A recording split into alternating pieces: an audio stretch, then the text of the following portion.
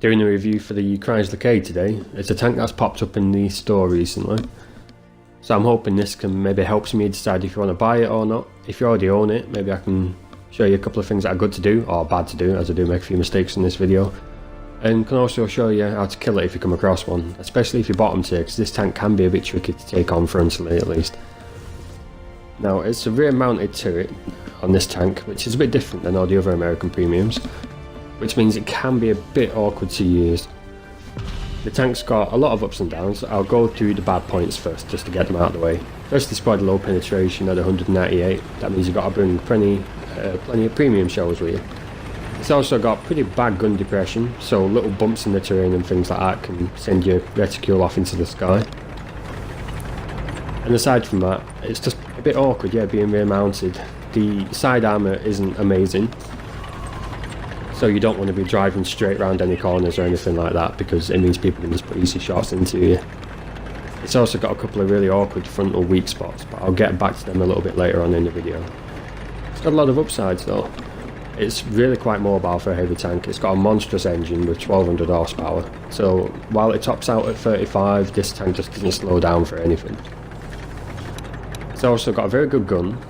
While the shell penetration is quite low on the standard shells, the premium shells are decent enough to cut through most tanks you're going to meet, and the gun has got really good handling and a decent rate of fire. It's just the penetration that lets it down. The tank has also got really good armour frontally for the most part. The turret is extremely well armoured. The hatch technically is a weak spot, but it's really kind of hard to hit. The front of the hull, the upper plate, is it's going to bounce anything tier 8, and a lot of tier 9s. Tier 10s can cut through it. The lower plate can be quite strong as well, but that depends. You've got to angle it. If you've got it pointing straight to an enemy, if they've got about 200 to 222 mils of penetration, then they're going to cut through.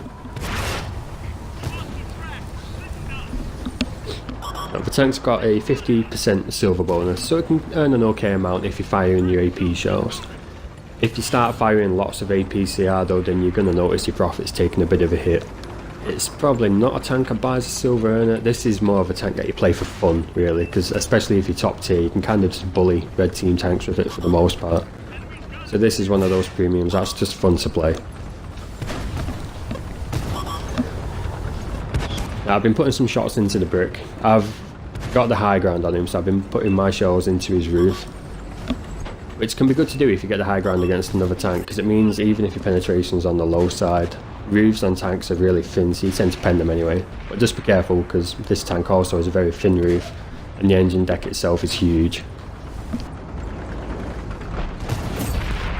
The main thing you've got to watch out for is tanks flanking you. You want to keep them directly in front of you. It's very easy to pen the side in this tank. It's got a gigantic engine, and shells that come in through the side, or even through the lower plate, are going to damage your engine, just like that shot there did to me. It's due to that I have 2 repair kits on this tank and a large fire extinguisher, because it sets on fire a lot. The crew never seem to die, oddly enough, but your engine gets damaged pretty much every single game, one way or the other. So I do find 2 repair kits is good. You could use a large repair kit if you wanted, but I'm a bit of a cheapskate, so I just use 2 small ones. Now, the bricks in front of me here, I'm going to use this dead tank as hull down cover, because when it's hull down, it's one of the situations where this tank really shines. There's nothing you could really do there. The other situation that's perfect for this tank is when it's side scraping. It's a really good side scraper. Can be a bit awkward at times, just due to how long the tank is, but if you can get it in a side scraping position, it can be great. I'll put a little clip on at the end of this video, about a minute long, that can just show it side scraping and roughly the kind of angle that you're going to want to be bouncing shells and things when doing it with this tank. Now, in the game, I'm trying to get back to our base now. It's assault, and I figure they're going to be pushing on our base. I'm a bit wary though, because sometimes you get TDs and things like that sat on the 3 line. So I'm trying to stick to cover where I can, although this is incredibly risky. This tank's gigantic, it doesn't have a very good camo rating, so you've got to be very careful when going across open ground. My team are requesting fire on this FCM though, so I figure I need to try getting over there to either put shells into him or try and distract him a little bit. As you can see though, the tank is pretty quick, it just doesn't slow down, it can get around the map well enough. It's fun for a heavy tank. which is important. There's a lot of heavy tanks that can be really dull to play. This is not one of them. Now, I've got into the trench here because I was a bit exposed in the open ground. So I've got in here, and I'm hoping that I can kind of keep enemies just in front of me. But unfortunately for me, they're all quite spread out. Now, I'm focusing on the FCM first of all, because he's posing a problem for the team. It turns out he was a very, very good player. So trying to put a few shots into him. His first shot at me just damaged the track, thankfully. But then he ended up, well, a bit spoiled for choice target-wise. I've angled the front of my tank toward the group of reds over there, but they can't really get a shot on me. I should have angled the front of my tank towards the FCM-50T. I noticed my mistake in a minute, but a bit too late, and he's going to pen a shell into the side of my tank.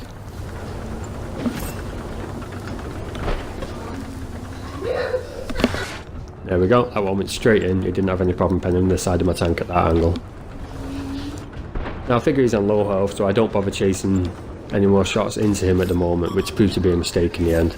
But I've tracked this T-71 because if he'd have got to the side of me, his clip would have caused me serious damage.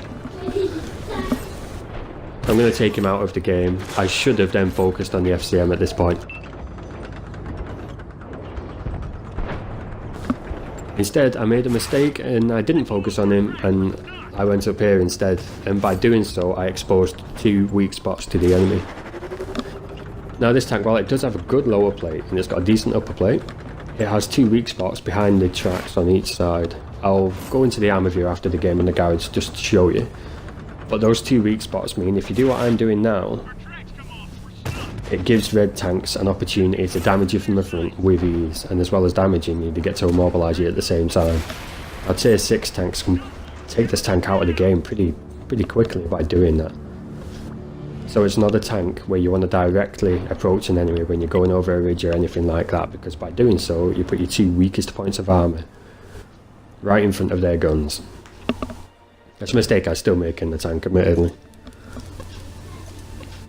I earned decent silver in that match despite being a loss, but I was only firing AP shells in that one. I want to give a quick shout out to the 2 players on the red team there. They both did very well, the FCM player especially. Gotta be careful of that guy if you see him in game. He was really good. And I'll get it back to the garage. I'll load up the stat page and that, and you can pause it if you want to have a quick look at those. Equipment wise in this tank, I've gone for a gun rammer, a vertical stabiliser and improved vents. Some people opt for optics over the vents, but I find myself brawling a lot with it, so I wanted to maximise my DPM and my gun handling and things like that, so I opted for the ventilation.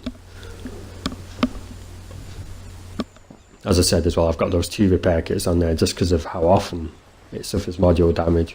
It's probably one of the worst tanks I've played when it comes to that, to be honest, and initially it was frustrating. I used to only bring 1 repair kit and I'd find myself crippled halfway through a game.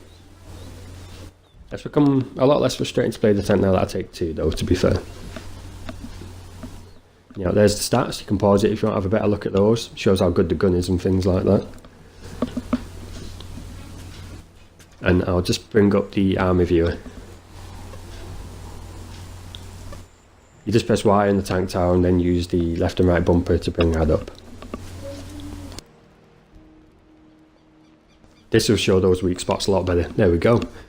Those green spots, you can see there just behind the tracks, they're really easy for most things to pen. And if someone shoots you there, they're going to track you, they're then going to do damage, and they're also going to take out your engine a lot of the time, which is quite frustrating. The engine on this thing's huge. I'll see if I can bring that up now. There we go. So yeah, shots going through there are going to damage your engine. If I turn it side on, you can see how big it is.